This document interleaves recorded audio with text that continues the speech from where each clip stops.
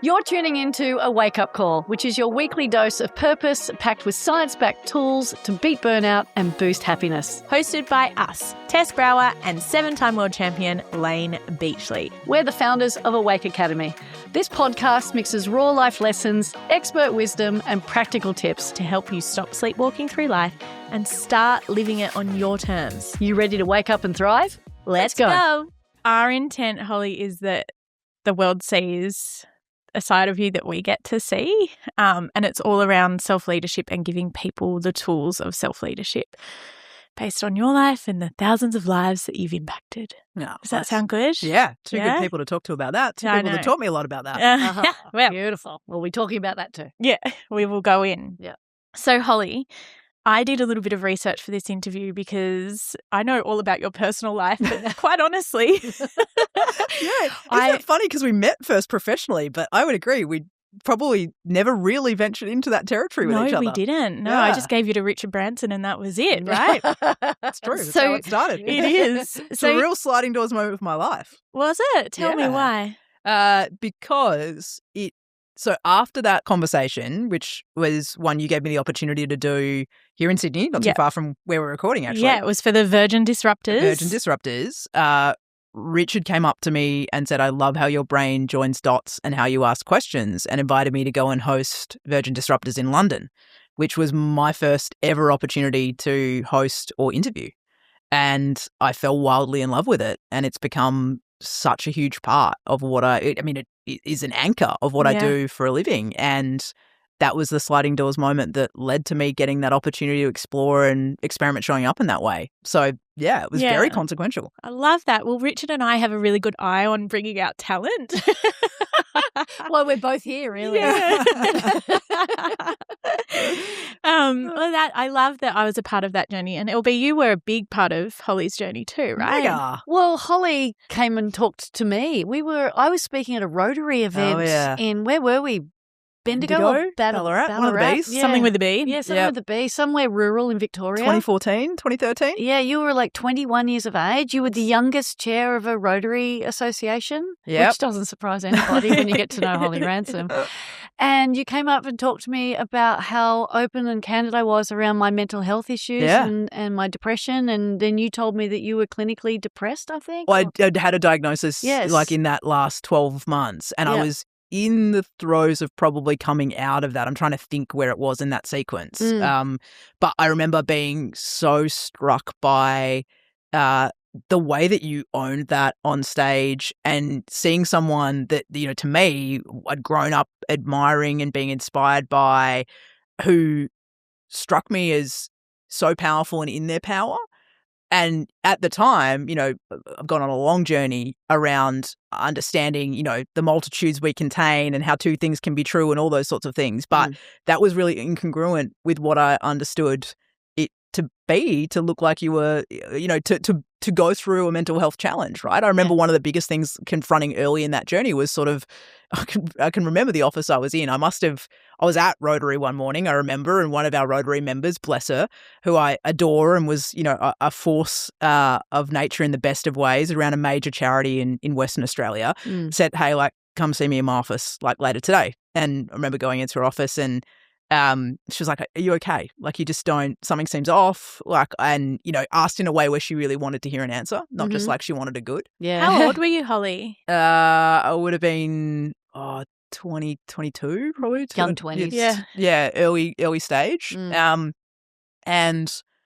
I remember, it was very early in grappling with this depressive period that I went through. And a big thing I was challenged by was sort of the label and the heaviness of the label. And I remember being like, but I'm Tigger, I'm a happy person. The cognitive dissonance was extreme. And I just remember saying to her, I don't know why I can't push through, which speaks to, the way that I thought about things at that moment in my life. And Layne, you saw a lot of that early. And I remember her actually telling me a story about her father, who had served, in the British military in some of the highest ranks. And she was like, he is the toughest man I know, and he could cry at the drop of a hat. There is nothing weak about expressing emotion. And it was the start of this journey of being invited into a different way of viewing things to what I'd grown up with, you know, and it was really transformative. But yeah, for me at that time, that idea of someone like Layne having had that as part of her story, like I was still struggling to get my head around that idea. Yeah. And so it was really powerful for me to see that and go, oh, okay, like this can be part of it doesn't have to define me. I can come through this. I can be stronger for it. I can learn new things about myself. I can reset my mindset and my ways of working because clearly they're not working for me. Yeah. You know, that was a hugely transformative period. And you won't be surprised to hear this, TB, that when she expressed this or shared this label of her on me. What do you reckon Layne said? I said? Probably like, well, what the fuck are you going to do about it? No, I called complete bullshit on it. You might remember a similar conversation. Yeah. Oh, yeah. Yeah. I remember looking at you and going, you are not depressed, Holly. Yeah. You are overwhelmed and you are overworked and you're overtired. 100%. But you are not depressed. And I think this speaks, I mean, you two are better placed to probably review this from your expertise in the work that you do, but I hope that's an evolution we've been on as a society in the last 10, 12 years since that conversation took place where, you know, we were so quick to diagnose, we were so quick to label, you know. Unfortunately, we still are, unfortunately. Okay. Yeah. I was going to say I hope we've gotten better. No, you know, even haven't. for me. We've just found new labels and new diagnoses. Things you described there, I'm like, yeah, why didn't the question start with that? Hey, look at what you're asking yourself to do. Yeah. Hey, look at your sleep. Look at your nutrition. Look at your exercise. Look at your symptoms. Yeah. Yeah, like a whole of body human rather than. Yeah, because there's no doubt, like, and, you know, obviously when those things happen, and I want to be so clear, I'm speaking from just my lived experience and I don't profess to speak for anyone else's, but, you know, that was so acute and acute things do sometimes need acute, you know, support. Yeah. But there was a lot that could have been changed. And equally, that was a huge part of what I'm grateful I did. Like in that moment, I went and found new teachers. I really tried to establish new foundations, learn from the things that had put me in that state and make sure that I never found myself back there. You know what I mean? Well, fortunately, you basically took that platform and have now headed off in a whole trajectory of it changed my life. World domination. Well, because if we come back to the introduction that Tess had done some research on you. Yeah. Just the places you've been, the people that you've blessed stages with. It's been an incredible ride. And the conversations that you've had. It's just extraordinary. And I want to, and we're so very proud of you. Yeah, thanks, Steve. We want to acknowledge you on that because I'm going to read this list just to give all of the listeners context of what we're talking about, and then we're going to come back to that conversation that you had with Layne and that the lady had with you at the Rotary Club around, you know, are you okay? Because are you worthy? And are you worthy? So this is on your resume. CEO and founder of Emergent Global Leadership Development, best-selling author of The Leading Edge, an amazing book, recipient of the United States Embassy Eleanor Roosevelt Award for Leadership Excellence, Harvard Kennedy School Fellow and Fulbright Scholar, Sir Richard Branson's nominee for Wired Magazine's Smart List, Barack Obama's choice of interview in Australia, the youngest director ever to be appointed in the Australian Football League. Port Adelaide, I won't hold that against you. I was waiting for that. Named one of Australia's 100 most influential women, a mother, and most importantly, the part member of the only book club in the world that has written more books than they have read together, Book Club with Layne and Tess. It's tragically true, isn't it? Yeah. Or amazingly true. I don't know which. So when you strip back all of those labels, all of those titles, if you were to go back to that 22-year-old self when you met Layne and you had that conversation, what would you say you're most proud of? Oof. What would you say to her? Oh, I would say, you know, I think come back to that Marianne Williamson quote a lot, and I will butcher it because I'm not going to say it as eloquently as she does, but that idea of like almost it's not sort of the fears that ultimately overwhelm us. It's the things we're capable of. Like I really don't. I would have been in wonderment about the things you've just listed. I would have struggled to believe they could be possible or true. And so I would have said, you know, you're going to surprise yourself. You're going to wow yourself. You're going to do things that you right now don't understand the pathway to or don't know how you'll make happen. And there's going to be a lot of pinch yourself moments and make sure. I remember another conversation we had in 2014 where you were telling me G20 was happening. Oh, yes. And that was an amazing year, getting the opportunity to co-chair that and the success that we had in influencing the Leaders Summit around youth unemployment. And I remember at one of the crescendo moments, I think maybe when we'd influenced the declaration, you sort of said, like, how are you going to celebrate?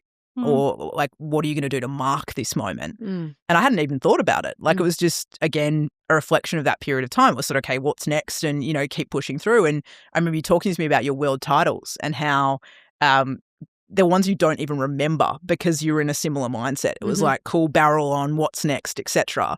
And how the one that meant the most to you was actually the one where you'd taken the moment to drink it in and to reward yourself for that moment. Yeah. And that was a really, again, really pivotal lesson that I've tried to take through. And I actually think parenting's been really good for it. I don't know if you found this too, T, but like one of the things about having a small child is you celebrate the smallest of milestones in the most enthusiastic of ways. Like I get excited when Aurora sits up. I get excited when she stands. I get excited when she takes her first tentative steps towards me where her hands are free and she's, starting to walk. And, in many ways, they're really small milestones, but they're joyous and they're wonderful. And I think becoming a parent's helped make me a better celebrator of those markers as well. Because on the whole, as adults, we're not particularly good at doing that. No. Do you still have that watch?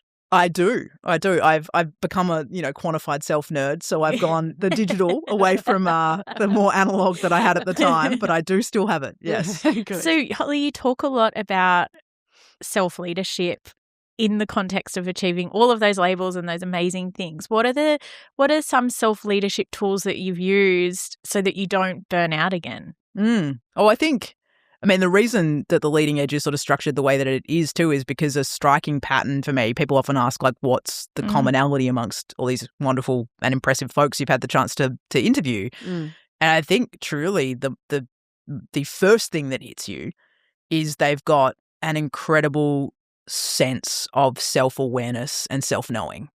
And I mean that in the sense that they've interrogated who they are, what they believe in, what they stand for, what they're not prepared to walk past.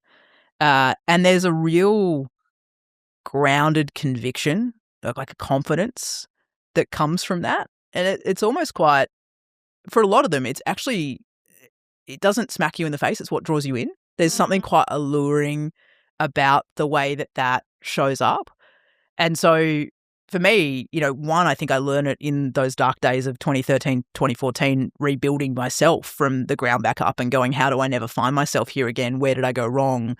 What are the mindsets? What are the methods? Who are the new teachers, masters that I need to go and find to learn from and be inspired by around different strategies and approaches to probably like the prevailing wisdom at that moment in time, or certainly what I'd been exposed to. I think a game-changing one for me when I think about that is learning to manage energy, not time. Like, it's so simple and it's so profound. Like, most of us find ways, and I used it in my language before, to just push through. Yep. We find Tess calls it the carry-on culture. Yeah. The coffee, the Red Bull, the ups, the downs, the whatever, you know what I mean? Wake up, we'll help you do it. We've all had some of that today. Yeah, we're awake. You do. You find a way to push through. You're not energetically attuned to yourself. And the Ironman taught me a lot about that. Yes, that's right. The Ironman actually forced me to be in my body and become a lot more attuned to, fueling, signals, self-talk, because you're alone with yourself for a very long period of time doing that race. Like, I did a total hack job. I remember you bought me my first tri-suit. Yeah, I don't know why I was encouraging you to do that. I know. We thought you were crazy, to be honest. I was crazy. I thought it was more self-punishment than it was like a self-fulfilling prophecy. Totally that you the learned opposite. From it. It was wildly transformative. I gave you the bike and I gave you the tri-suit. Yeah. Was it the bike she got when she won one of her world titles? Because that thing's got old. No, it was the bike I got given when I retired. I was going to say, from memory, that's Have you still got that bike, or has it been passed on? I have that bike. Oh, do you? Yeah. Oh, I'm surprised. So what did you learn in the Ironman when it is a sort of like birth, I would imagine. You go through this period where you just think, I can't continue, and then all of a sudden you get there. And well, there's so much to it. And this pretty much translates to your courage zone. Right? Yeah. Because you talk a lot about your courage zone. Totally. I remember I was on the board of your foundation at the time because one of the things that terrified me the most about the Ironman, one, I was pretty convinced I couldn't do it. Like I was doing a 100-day standing start. I couldn't run 10Ks. For those who aren't familiar with an Ironman, 3.8K most of us, swim, to be honest, 180K cycle and a marathon. Which is 42 kilometres. 42.2 kilometres. That last 0.2 is a bitch. That felt like a real stretch in itself. And then I remember the thing that scared me even more was I decided to declare it out loud that I was doing it and raise money for Layne's foundation. And that thing of sort of publicly being out there for a goal you were pretty convinced you probably couldn't accomplish was almost more terrifying than actually the act of the Ironman itself. But I think one of the things it helped me to do, that we talked about that idea of managing energy, not time. Like I was someone who was, and still am, incredibly headstrong. And so I've really had to develop practices that help ground me in my body. I've had to use data, and actually data's been really powerful to help me give myself a different perspective. I can think I slept well. I can think I'm coping with the workload fine. How's my system actually doing? And how do you make then choices around, how do you match your energy to the activity it deserves? And I think a lot of us spend our high energy peaks of the day doing work that doesn't deserve the best of our energy. Yeah. We scroll social media, we spend time on email, we're not in deep relationship, we're not doing our most creative work, we're not writing and contributing in that way. And that adjustment to sort of just changing the way I structure days and weeks. And then another thing, Layne, you've taught me a lot about is like the idea of energy vampires, like being really cognizant of how do I feel after I've done something? How do I feel after I've spent time with those people? Doesn't mean, as we know, that you get to control every interaction, every circumstance. But we do have a lot more control than we sometimes give ourselves credit for. Yeah. And so being a lot more deliberate about that has been really game-changing. As a busy mum and an entrepreneur, I am constantly looking at ways I can optimize my sleep because when I sleep well, I feel amazing when I wake up. Micronutrition has an amazing product called Sleep Support. It has 3 different types of magnesium powder and passion flower, which just help me feel a little bit more rejuvenated in the tiny bits of sleep that I do get as a mum. So visit micronutrition.com.au and use the code AWAKE10 and get 10% off all of their products. Enjoy your sleep. I've been managing menopause for years, and I've constantly been looking for something to help me create mental clarity, boost my immunity, and help me show up with more energy. So we came up with Wake Up. It's only got 7 ingredients in it, including a bit of caffeine, but cordyceps, turkey tail, ginseng, ginkgo, vitamin B, vitamin D, all really natural, good stuff. And it's good for you. So if you're feeling a little fatigued and need that little boost, Wake Up is your pill. You'll find it on our website, awakeacademy.com.au. What changes have you made to, I guess it's like your circadian rhythm of work and output and mothering? Like, what have you changed based on the data now that you didn't previously do? Getting an Oura ring has been a game changer for me. I don't know if you guys are I using... do. And I'm really upset with it at the moment because it's saying that I'm sleeping really well, that I'm like thriving and all of these things. And you don't feel it? I don't feel it. Oh, interesting. Yeah, I know. Has it ever been that out of sync? It's always like... No. Okay. And I've been wearing it for a year. So, and because Benji still doesn't sleep that well, my patterns are a bit. That's hard. But I have been getting some good sleeps because he's sleeping. And now it's saying like 98, like readiness 98. score. Holy moly. I know. I'm like, but I don't feel it. Yeah. So anyway, what do you do? What changes have you made? I think the biggest thing it's nudged, A-type personalities are very good at smashing the activity, right? And the thing that had always been a limitation for me about Apple Watch or other devices is I wake up and it tells me to go hit the same score every day. It doesn't calibrate based on how well did you rest, how well did you recover. So there are some days where I need to be told, don't you dare move today. You didn't sleep well last night. You know what I mean? As in like we actually want you to take it easy and go slow. And so, but sometimes you're not necessarily aware of that. And I think so the most helpful thing for me has been it's really nudged me around sleep hygiene and stuff that makes such obvious sense. But until you see the data, you go, wow, I had no idea eating late is that damaging to my sleep score. I had no idea what a difference it makes when I have a mindfulness practice before I go to bed. Oh my gosh, I sleep better.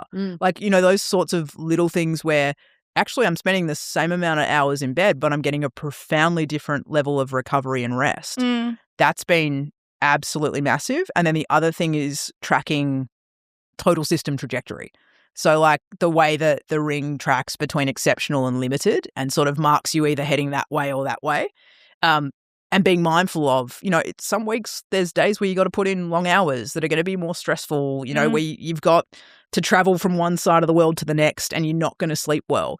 But as long as you can really manage to make sure that you're never getting towards sort of limited, you can really make sure that your system doesn't get sick or really unwell. And touch wood, 2.5 years, that's been an incredible change to my ability to maintain a sustained high level of focus and performance. Well, are you going to get one now, Layne? No, well, for anyone tuning in that doesn't have an Oura ring like I do, that doesn't rely on electronic data to manage themselves, it comes down to that self-awareness. Sure. And my biggest data point is my mirror. When I look in the mirror and I look into my eyes and I go, I'm tired, like I haven't slept well. I've got a big day ahead. And then I start tuning into the way that I'm thinking about life or the way I'm speaking to myself or the way I'm treating myself. I go, I'm burning out. I'm pushing too hard. So, this last week has been bloody insane for me. I've gone from Sydney to Melbourne to Sydney to Sydney, the Gold Coast. Won some massive awards in the process. Just won the Dawn Fraser Award. Like just one of the most prestigious awards in Australian sporting history. And then I went and celebrated it for 3 days in WA. Rightly, at the band gave yourself elbow burn. I gave myself carpet. It's been tough. So what I'm saying, I hope he cooked a good meal for that elbow. Yeah, he's taking me out for lunch. Good. But where I'm coming from is having the toolkit to manage those periods of time. Totally. Not waiting till you get to the other side of it and waiting for the ring to tell you need to rest. Agreed. Because we've all learnt from our mistakes. We've all learnt from the times where we've pushed. We've all got that mental strength, that mental fortitude where we can push through anything. I've proven it. You've proven it. So have you. So understanding what our body needs simply by asking myself, what do I truly need right now? I want to go for a surf, or I want to go to the gym, or I want to go for a run, but my body really needs to be still. I don't need to be stimulated. I don't need to be moving. I need to be resting and recovering and not being distracted or agitated or having my adrenaline and cortisol shoot up because I'm watching something that triggers me. Just decompressing and disconnecting is actually what my body really needed. Totally. And learning how to honor that and give myself permission to embrace that. Be your own wearable. Yeah. And I like the point too that you make around like it's about that the practice. Yeah. That consistency piece of like, what are your practices that allow you to, like, I remember one that you mentioned to me many years ago was how your surfboard never lives either. Yeah. Like if you get in the surf and you're like uneven in your footing, something's out of like balance. Yes. That was an easy calibrator for you too because you're surfing most days of the week, right? Yeah. And so you've got little ways of checking in that work for you and your system. And I think that's it. Like develop your own system. Yeah. Whatever complementary set of things that looks like. And have your pieces. Like we are very good at upregulation. Yeah. We're not good at downregulation on the whole, right? Yeah. And that the burnout data tells us that, right? Yeah. So whatever those practices look like for you, we all need them. So Holly, on that, and I'm going to dive into this, but just to close out on the data, one thing I did find particularly interesting was I am calmer on a stage in front of 400 people than I am doing bedtime routines and nighttime routines with our teenagers and kid. Wow. And it did make me realize like parenting is really stressful. Like it's an undercurrent, even though it's happy and it's joyful and I love bedtime. Yep. It is quite and bedtime and bath time and dinner time, it's a very stressful undercurrent for me. So yeah, that's an interesting observation. Yeah. So we did I dodged a bullet there. Yeah. I am getting you an Aura for Christmas though. Good, I'm glad. So we did a seminar at the beginning of the year. Well, actually, it was South by Southwest last year on the real 1%. And we're hitting on this now. What are those 1% tools apart from AI that you use to improve or to manage your energy? Just give us 3 tips that you do. In terms of being able to like sustain a high well-being. level of energy and well-being. Well, I think one, I would definitely say the data for me is really helpful. So that's been one, and listening to it, like not ignoring it, to your point. Yeah. Like it's not useful unless you're sense making and meaning making out of it and doing something about it. Meaning making data, I love it. Yeah, and to me, it's genuinely been helpful. Like I can point to things that I've nudged that profoundly have changed, my health, my focus, my vitality. So it's been really great. What's one thing? Well, I think the sleep piece has been massive. Yeah. Like it really, really has. And equally on days where I need recovery, honouring that, not pushing through, not choosing to do it anyway. So I think some of those things have been really significant in that regard. Mm-hmm. You'll laugh at this because you would have introduced me to this a long time ago when I was a resistor? I don't know, a skeptic, what the right word is. Breath work, massive. Holy moly. It makes no sense. We don't know how to breathe well, but my gosh, we don't. What's your favourite breath? Box breath. Okay, yeah. Simple, definitely. And equally, I find that... She was just a cynic at the start. 100%. I'm prepared to admit that. Definitely. And eat humble pie for that matter, as well as having been well and truly convinced. And that pre-bed actually has been really significant. I'm still not where I would like to be in terms of meaningfully integrating it during the day in a way that I think I should and could. But it's been really powerful to actually lower my heart rate, switch my mind off pre-going to sleep. So that's been a really big one from a sustaining piece. And then I think play and the amount of play that Aurora has injected into my life has been the best thing. I mean, the amount of joy.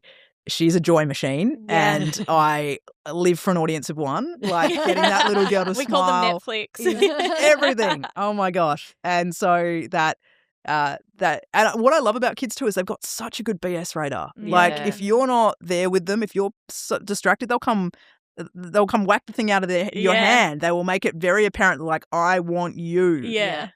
And so I love that. Holly, we've been trying to teach you play for a while now. I'm pretty playful for a fair time, but I hear you. Definitely kids have taken it to another level, for sure. I remember being in hospital and you came and visited me and you were about to go to Harvard and you were telling me all of the structure and the program and the routine and everything. And I said, little old me in a neck brace, I said, have you got any time for fun? And you looked at me like, fun? I'm going to Harvard. And what happened? Kate, my wife. You fell in love. Yeah, I fell wildly in love. I can vividly recall that, T. In fact, from memory, there was tarot cards involved. Yeah, there was. And angel cards. Those either. I didn't believe in I made her do a breath work and an angel card. I know. So you two have really taken me places over the years. Hey, you want a wake-up call? We'll give it to you. Holly, we talk about the itty-bitty shitty committee.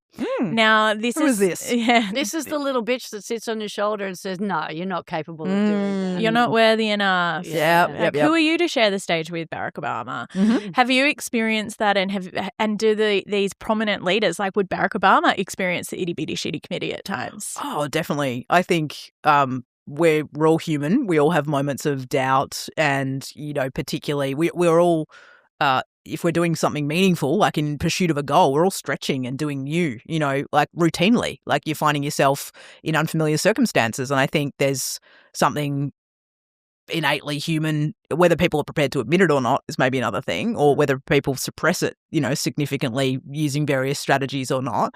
But there's always an element of sort of, can I do this? Like, will this work? And I think that's a healthy line of questioning, like in terms of you want to check in with yourself and ask that question. Is that the courage zone? Yeah, I think so. I think it's that willingness to routinely say, I can feel the fear and I'm choosing to do it anyway. And that I think requires you to have a meaningful reason why. Like something I talk to people a lot about when the courage zone topic comes up is nobody makes themselves uncomfortable for no good reason. Yeah. Like we have to have a compelling reason why to do that. I mean, you two are lit up by purpose, right? And so you routinely are pushing yourself outside of your comfort zone on cameras in order to support other people growing and developing, right? I don't like crying on camera. Just to be clear, it's not something she does in her free time, just for kicks. I'm going to avoid that today. But because you have such a meaningful reason why, and equally I think there's something really powerful to the duo that you two are, and the fact that you routinely show up for one another and want to show up for one another. Like there's something really powerful about the idea of having a partner who will continually meet you in your vulnerability. And you two are continually that for each other. And it's been amazing to watch that journey individually and together of the two of you doing that, and what it supported you to do and the impact it supported you to have. And this is saying this to people who were having a lot of great impact individually, but this joining of forces has been unreal to behold. Thank you. You were there for the beginning of it. You were at the start, Holly. I remember what that was that kitchen conversation like for you? Because I will share a photo of us in the kitchen, and we talk about it a lot, and I published it in the book of that moment when I was reading to you all of my labels. I think I've still got that letter in my inbox somewhere with your diagnosis, like this. The discharge labels. Yeah. And I looked at you because I couldn't look at Layne because I could see her. Layne gets this look on her eyes. Layne was getting ready to state the second BS of this conversation series. And you were so beautiful, Holly. You looked at me and you gave me a hug and said, T, I'm always going to be here for you. You know that. And then Layne turns around and says, with her beautiful, kind heart, this is bullshit. Yeah. And I looked at you like, I think I need someone. Yeah. And we were both like, what was that? Was that what it was like for you? Yeah. I mean, firstly, like, it is unbelievable, miraculous, I think. And in a way, I believe in miracles. And you are a miracle, like, to me. And I say that often. You are one of the things that gives me belief that miracles happen, because I remember visiting you in that spinal ward. I remember reading that letter. I remember all those things that I genuinely believe the medical community, on the best of their evidence, believe to be true. And I watch you every day defy it. And I watch that little bundle of joy Benji you brought into the world, and things like that you were told you could never do. Like, what you are doing now every day is unbelievable. I'm getting emotional talking about it. Like, damn it. Like, here I was thinking I wasn't going to cry today. This is not fair. But you are. You're what makes me believe in miracles. And I think that conversation was one. I remember the weight of that diagnosis, and someone I cared about, and who was such a light, because that is always what I'd known you to be. Like, from the moment I met you, and I'm sure you can relate, LB, like, T's just such this energy and lightness and brightness, and you would burst into rooms and everyone would know you were in the room. Like, there was just, in the best of ways. Totally. It was more like a tornado. Corporate Tess was a tornado. She had a lot of sunshine to her too, though. Yeah, don't underestimate that. Yeah. So I remember that, and then I remember just this person who, like, refused to listen to that, like, and in again, like, a really powerful way. And in some ways, I think maybe you needed both of us in that moment, because there was something to the weight of that being entirely rejected that was probably overwhelmingly confronting. And so you needed to sort of, like, tough love, soft love, like, maybe in that moment. And I was a real shell. Like, I look back at those photos and I was very dark. Yeah. And equally, I'm so grateful that LB, challenged it that directly, because I think had you not been so blunt, I don't know you would have opened your aperture to the idea that was possible. And I mean, you guys are better than anyone. This is a huge part of the Awake Academy work. Like, you are what you believe, right? If you believe that's your truth, you will be confined and trapped by that truth, or you'll be liberated by it. And you started the liberation. Yeah. You did. You definitely shortcutted the struggle to get there. Because I feel like it is a soul's journey to go through pain and suffering and darkness and light. And it was like to have someone punch you in the face that quickly, but then quickly hold out your arm and say, well, you're going to do this with me and I don't care what it takes. Like, I'm walking with you. That was different. Obviously I experienced that with my family, but it was different when it was you two. Like, you had just gotten back from interviewing Barrick, and I was in Excess's kitchen with literally, like, I was feeling very inadequate but it didn't matter because I was so broken. I was you at 22, Yeah. So we talk about these labels that define or break us. What is your legacy, or what is the label that you want to subscribe to now, Hol? Because you're on a mission too. Like, we can't sit here and take all the accolades right now, because watching you strive and take on the world, it feels like, and I haven't checked in on this with you, and normally we talk so deeply about purpose and vision. What is it now? Because at one stage you were going to be the Prime Minister of Australia, which I still think would be incredible. I think that was other people's aspiration maybe for me more than it was ever my own. Holly for PM. But I appreciate the vote of confidence. Yeah. Thank you. Yeah. Well, for a time it didn't really feel like a vote of confidence, to be fair, because we were changing Prime Ministers every 6 minutes and it felt like anyone could have a go. But we discussed it would be Joint Chief of Staff. No. I don't want anything to do with people. Well, you're going to be Mayor of Manly first. You know that happen? Yeah. I'm still working on that. Yeah. So I'll be the Environment Minister. Yes. Yeah. What is driving you? What's lifting you up? What's your purpose now? I think igniting the most important conversations. Like for me, I think the through line of my work in many ways has increasingly become, how do you design and then facilitate conversations, because ultimately conversation is the unit through which we metabolize complexity, through which we make meaning and sense of the world. It is the vehicle through which we form connection and relationships. It is fundamental to clarity of purpose. It is fundamental to high performance. I think it really has a performance edge to it. And it's that critical component of being able to successfully navigate change. And yet I think it's probably never been so under threat, in part because of our digital existence. Like we are increasingly digital. We're hybrid in a work context, so some of us don't even have human interaction, on a day-to-day or a regular basis. We've got increasingly with the generations for that matter too, a majority of our interaction happening via text, even now, like you get AI to write the email to then send to someone who gets AI to read it and summarize into the like, come on, like what are we doing, right? We get wearables to tell us how we're feeling. Oh, man. I mean, honestly. What are we doing? What has happened to this world?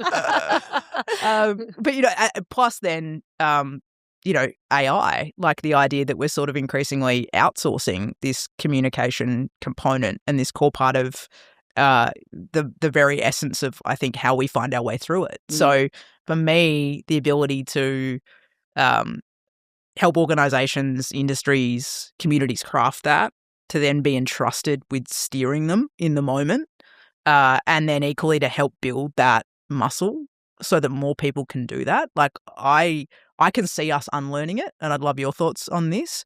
I worry about our kids' generation, Tess, who are never going to learn it, like who potentially exists in a world where without deliberateness, that's not being built in the same way that we all grew up being exposed to it with. So for me, that's what lights me up right now, is that challenge. Yeah, I'm excited for the future of our kids when I know and trust that the learning model that doesn't serve the majority of students right now to sit in a room for 8 hours a day learning off a whiteboard, like I have faith that it will encourage learning and meet people where they're at and encourage experiences over like numbers, to be honest. Like I really have this hope and trust that it will better society if the right people are inputting into it.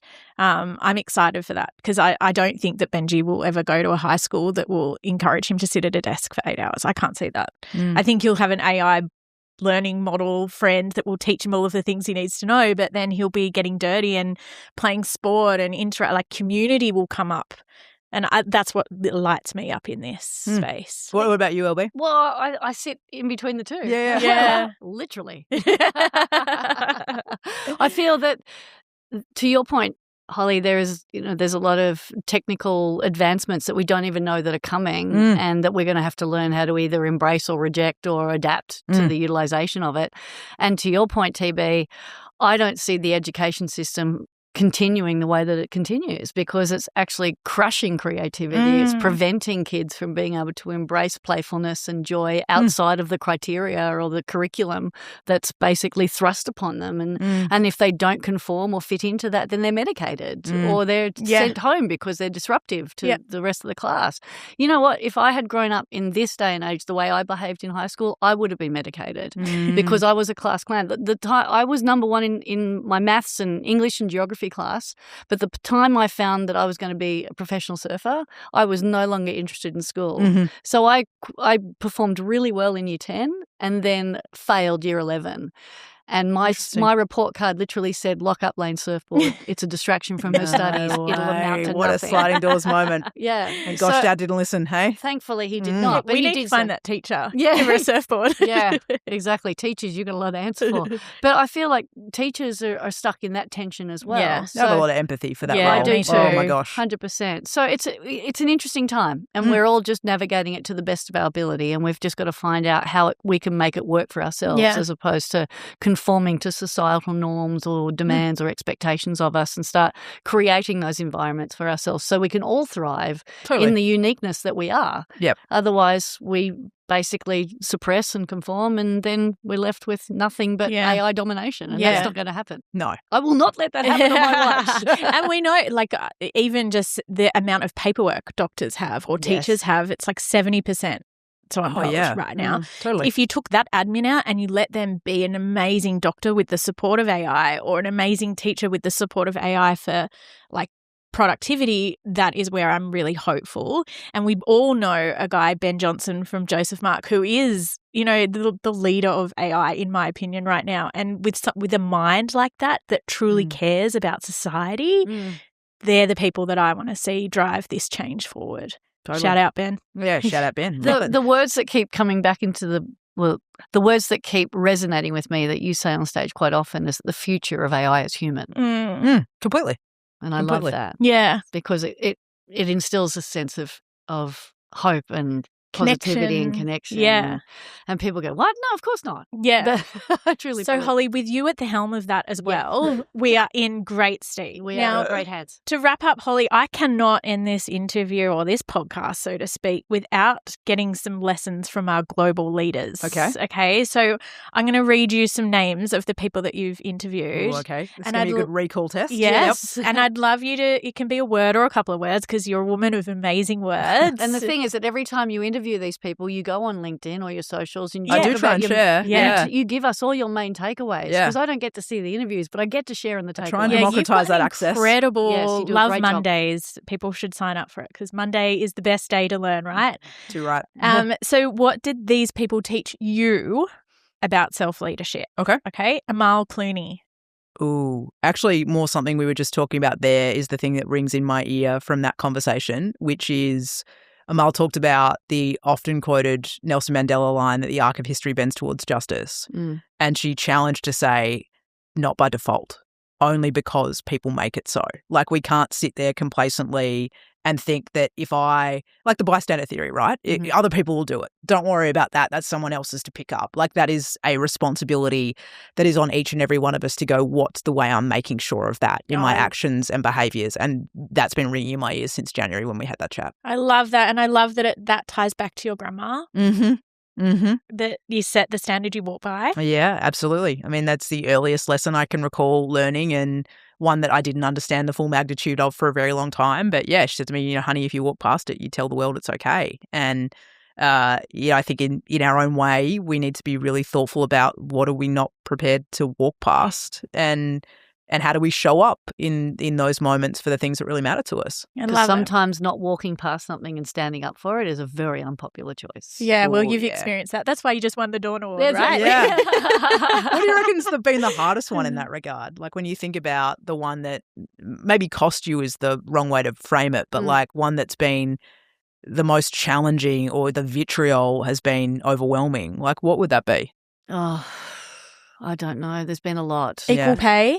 Yeah, equal pay was probably the most challenging. Yeah, actually sitting at the board of directors of the ASP at the time, which is now the WSL, and being told that we're not worth it and being told that we're not valued and therefore disrespected, that was really hard to take. I believe it, yeah. And coincidentally, surfing was one of the first sports to do equal pay, right? Yes, yeah. exactly. So big F you to that. But because people like you made it so, right? You kept advocating, you kept going back, you didn't take no for an answer, you know. Like, that's huge. Yeah. That's hard. Okay, Barack Obama. The thing that first struck me about Obama was actually energetically. He's like a metronome.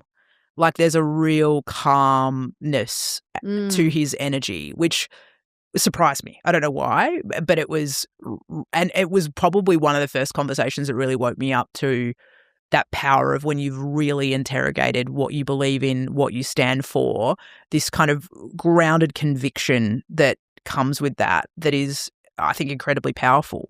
He takes time to explain his answers. There's a slower cadence than a lot of leaders to the way that he speaks. And so actually the thing that I was most struck by with that conversation was that. Yeah, I love that. He's probably doing a lot of breath work, Holly, underneath it all. Well be. Brené Brown. I mean, the queen of vulnerability, without question. Amazing, obviously, the way that she has explored that topic. And I think one of the striking things for me was her ability to really confront a lot of the objections. Like, I imagine a topic like vulnerability faces a lot of resistance. And with, a decade plus of that sort of work being out in the ecosystem now, she would have met every pushback, every challenge, it doesn't work our way here, that type of thing. And I thought it was masterful how she presented and continued to come back to, like, there is no environment in which this isn't part of the recipe for success, and worked through sort of fending off objections I'm sure were sitting in the audience at that sort of point in time, but had clearly been ones her work has met over its journey since. So that continual reminder that, vulnerability is a critical ingredient for any kind of true height of success. Love it. And everything she writes reinforces that message. Yeah, it does. And she's an amazing communicator. Yeah. Oh, she's extraordinary. Lived and breathed. What about Matthew McConaughey? Incredible storyteller. Yeah. So for me, he was a lot about the power of great storytelling and, the importance of needing to, like, nobody can't fall in love with a story if you're loving telling it. So that importance of sort of, is it a story you're excited enough about? Have you done the work on it yourself? Is it a story when you're telling it there is wonder and awe and positivity? And so that at a simple kind of storytelling level, that was one that stuck with me from him. Love it. Okay, Kate, your wife. Oh my gosh, good one. Won't let me interview her formally, unfortunately. I have asked many times. It's okay. Just what's one word or what's one thing that she's taught you about self-leadership? My wife has taught me more than I know how to name. I think one of the most striking things about Kate is how constantly principled she is. She's so values-led, even when it costs her, like she's really prepared and has done it through her career. She's done it professionally in her industry's fight for equal pay and the trailblazer she has been there. She's done it, constantly. I've witnessed it. Her humility, her selflessness, and her principled way of approaching the world constantly inspire me. Oh, I love that. Beautiful. We love you, Kate. Layne Beach Sleeve. Oh my gosh, we've talked about so Come many. Come on, just give us one word. Oh my God. We've talked about some of the ones that have been most powerful to me, that I think, certainly the piece on celebrating small wins and being mindful of taking stock, really powerful on challenging negative self-talk and that notion between belief and reality, and that whole piece there for sure. Love it. And then energy vampires in that mix too would be 3 instantly. But I mean, in 10, 12 years, you work with LB every day.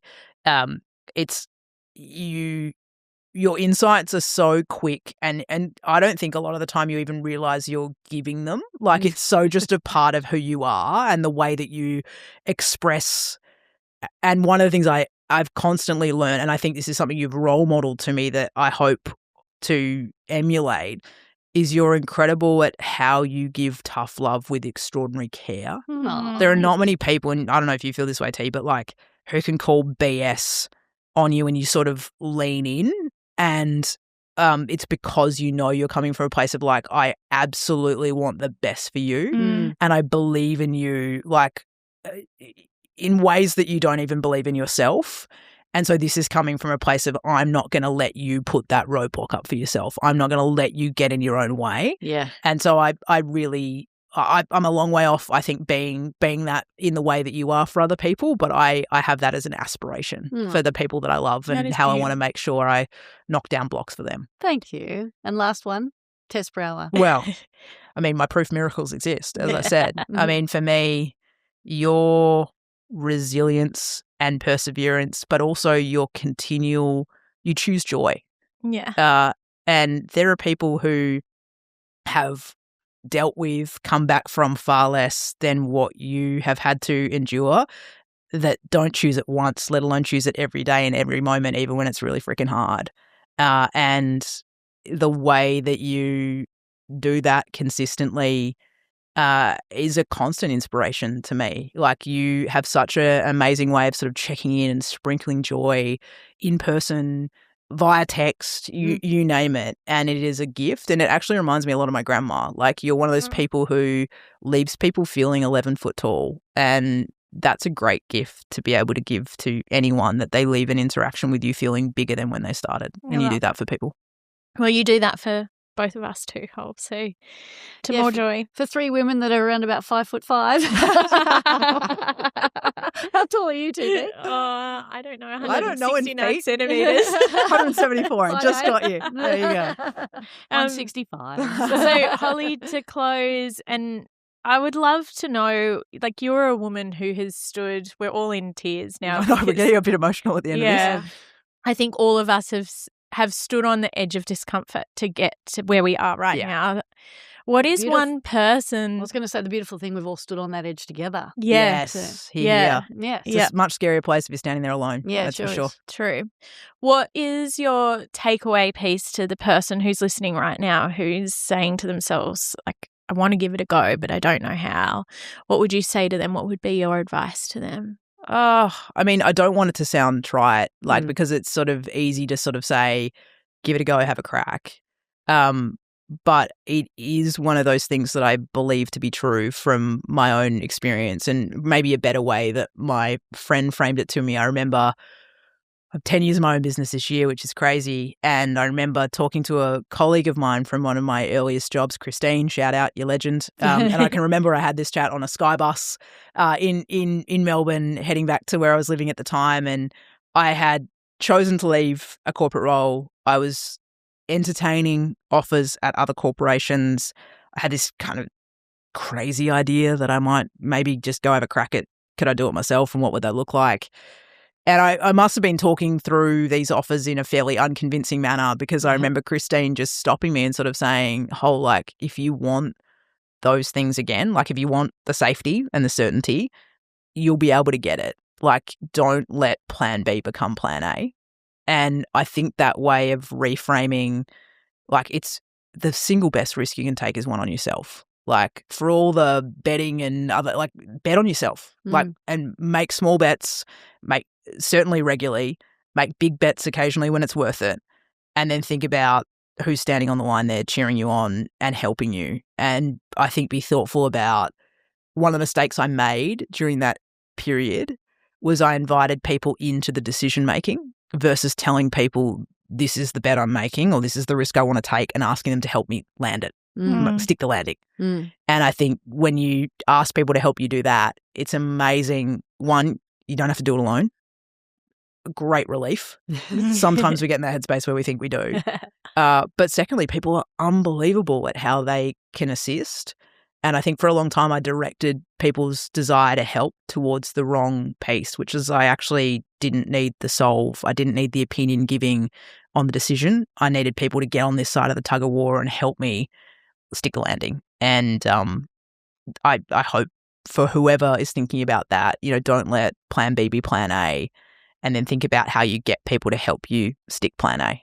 Stick the landing. Stick the landing on plan A. Thank you, Holly. And can I tell you, watching you stick that landing at your wedding in the Melbourne Library on the dance floor, Layne was doing I Like Big Butts That Don't Lie. Totally. And you and shoes Kate, were off. And it was all happening. were off. And you were swinging around the dance floor with your beautiful wife, Kate. And I looked at Chris and I said, she's got it. She stuck the landing. She stuck the landing. The most important landing of all. Absolutely. And it was the most beautiful experience for Layne and I to watch you in that moment experience joy and love. So full of joy. So congratulations on this epic journey you're on. And should we come back in 12 months' time and see where you are? Yeah. Isn't it wild to think of all those years ago in the kitchen? I mean, we were having this chat on the phone the other day, but I think if you told any of us we'd be where we all are right now. Totally. Yeah. Like difficult moments and challenges and all that aside, we'd be like, oh my gosh. Yeah. As if. You're funny. That's crazy. Nice try. Yeah. I knew you were going to be winning those sort of accolades in that. Yeah, that's fair. We knew that. We knew we'd be cheering that on. Absolutely. But what an honour it is to be beside you in that. Yeah. What an honour it is to be each other's wingwoman in this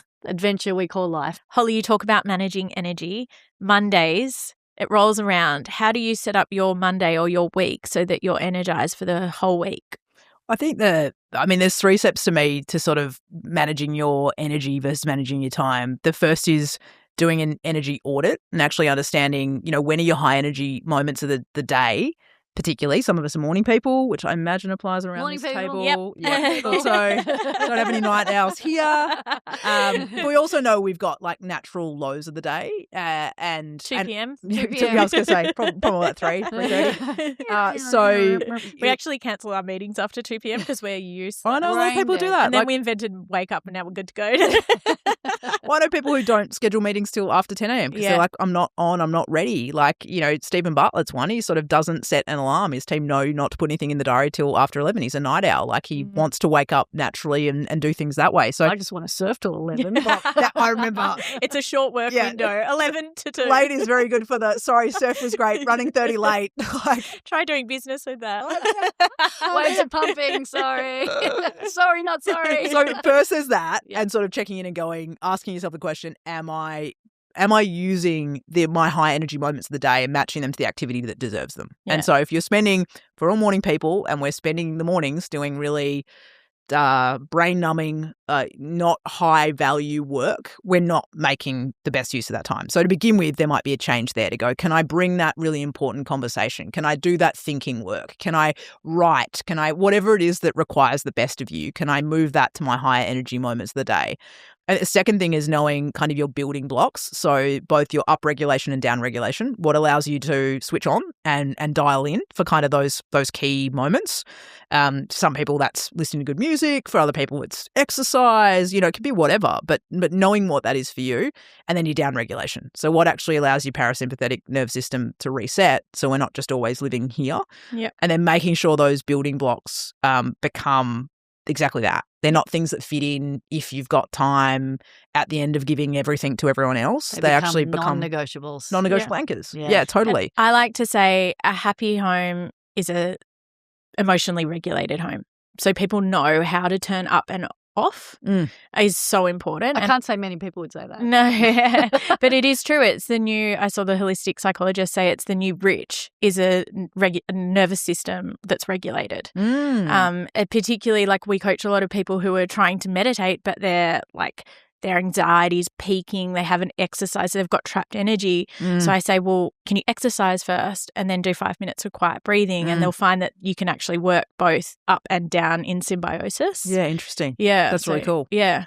And I think the third thing I'd just say is then building a discipline around micro breaks. And that was sort of one of the big, uncoverings for me in writing. One of the uncoverings in writing The Leading Edge was spending a lot of time with a lot of performance psychologists and sort of people that are really saying we've let perfect be the enemy of the good, in that we keep going, okay, I've got to find the 20 minutes for meditation or the hour for yoga or the 40 minutes to go for running. And yes, like absolutely. But we also know the reality that many of us dream of that state and never arrive. That becomes a mirage that yeah. Just go out there, it's alluring, it's sexy, I'm going to hold out. I've just got to send another email before I get there. Yeah. Versus the science that says like 90 seconds to 3 minutes, you can have profound impacts on your nervous system for both up regulation and down regulation. If we chucked on biomarkers and chose to sort of jump up and down on the spot, do squats, dance to one of our favorite songs, whatever, we'd find our energetic state really switched on, our mood changed, a whole range of those sort of things. And similarly, 3 minutes of breath work or less than. Yeah. And you can really start to see your heart rate calm down and things start to reset. So then I think it becomes what's your chosen micro break version of your up regulation and down regulation, and how do you start getting reps in? So there's a couple of different ones that I deployed depending on the setting. So from an up regulation standpoint, mostly exercise, and it can be very simple, literally getting up and going and walking in between meetings to the corner of the block and back, getting a little bit of vitamin D, something like that. It can be choosing to do push-ups or sit-up or just something that's getting my body moving, right? In a really kind of 90-second version. Every now and again I use music. There's a certain playlist that occasionally I'll use to pump myself up before stage. All right, we need to share this.